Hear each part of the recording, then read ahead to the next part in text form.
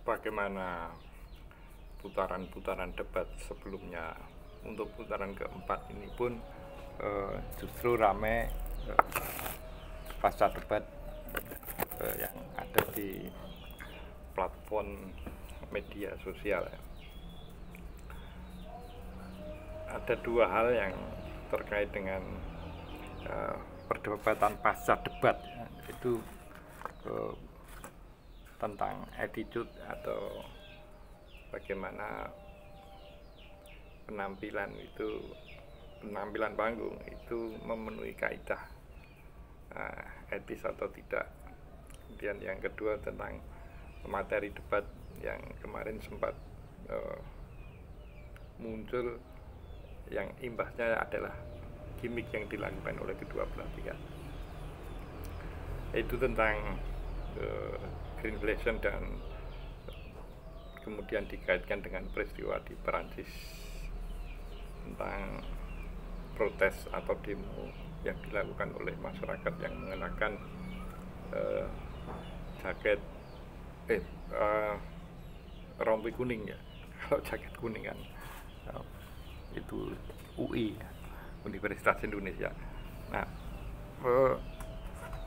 untuk perdebatan tentang apakah yang dilakukan oleh Gibran itu etis atau tidak, itu sudah bertebaran di media sosial.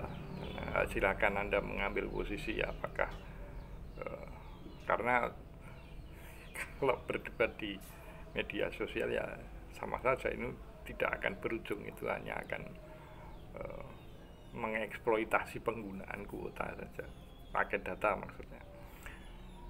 Nah, apa yang dilakukan oleh Gibran tentang melontarkan greenflation, kemudian memberikan ilustrasi yang terjadi di Perancis, itu sebetulnya kurang pas.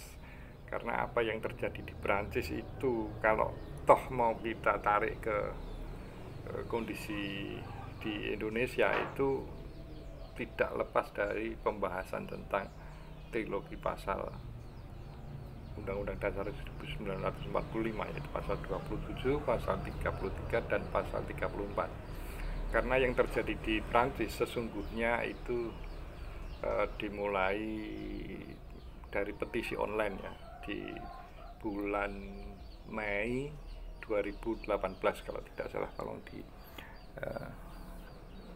koreksi kalau saya salah. Kemudian dari petisi itu 5 bulan kemudian respon masyarakat meluas. Sekitar bulan November atau 5 bulan sejak petisi itu ditebar secara online, itu masyarakat turun ke jalan memprotes. Ini sebetulnya juga terkait dengan persoalan kehidupan ekonomi yang masyarakat hadapi, yaitu tentang kenaikan crude oil dan fuel atau bahan bakar gitu ya. Kemudian kenaikan biaya hidup, dan atau kalau mungkin secara sederhana kita samakan dengan inflasi gitu ya. Dan yang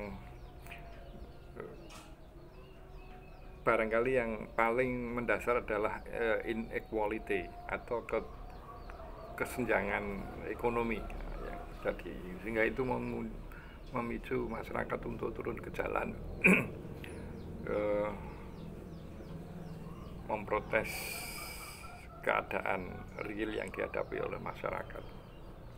Ya, tentunya itu kalau secara sederhana kita terjemahkan sebagai pressure ekonomi, sehingga memunculkan ketidakpuasan masyarakat. Meskipun pada perkembangannya itu juga meluas ke persoalan yang lebih luas, tapi awal mula dari munculnya gerakan rompi kuning itu adalah economic pressure yang dialami oleh masyarakat. Nah, tentu ini kalau kita kaitkan dengan proses perjalanan bangsa kita ke depan, itu tidak bisa tidak, itu terkait dengan pasal 33. amanat para pendiri bangsa itu kalau kita dengan sungguh-sungguh menjalankan apa yang tertuang dalam trilogi pasal 27, pasal 33 dan pasal 34, maka peristiwa yang terjadi di Perancis itu tidak akan terjadi di Indonesia. Karena apa? Karena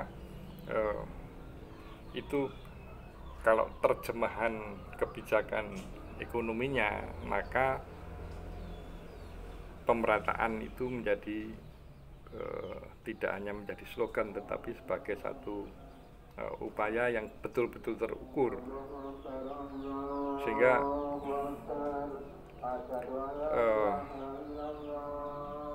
karena adzan kita langsung sudahi saja. Intinya kita tidak harus kembali kepada Undang-Undang Dasar 1945. Salam konstitusi.